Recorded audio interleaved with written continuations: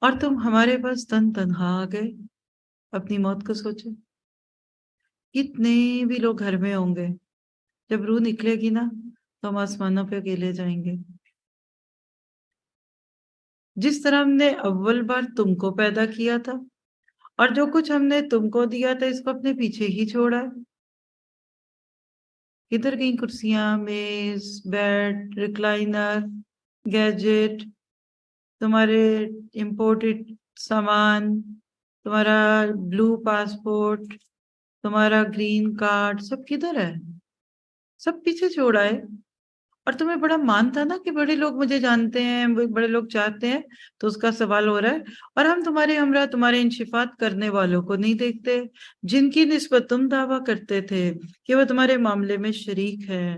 واقعی تمہارے آپس میں تو قطع تعلق ہو گیا اور تمہارا دعویٰ سب کچھ کیا گزرا ہو گیا، سب گیا گزرا ہو گیا.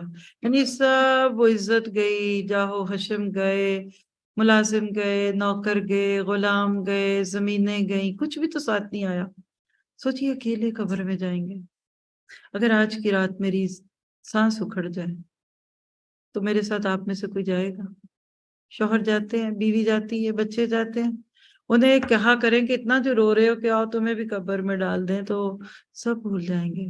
تو کرنے کے کام کیا ہے کہ اللہ کے حقوق پورے کرنے ہیں، نمازوں کی حفاظت کرنی ہے، اللہ کی کتاب سے کچھ نہیں چھپانا، کتاب الہی کا کام کر کے اس کا حق ادا کرنا ہے، جان نہیں چھڑانی، آیات سے تکبر نہیں کرنا اور بحثوں میں نہیں پڑنا.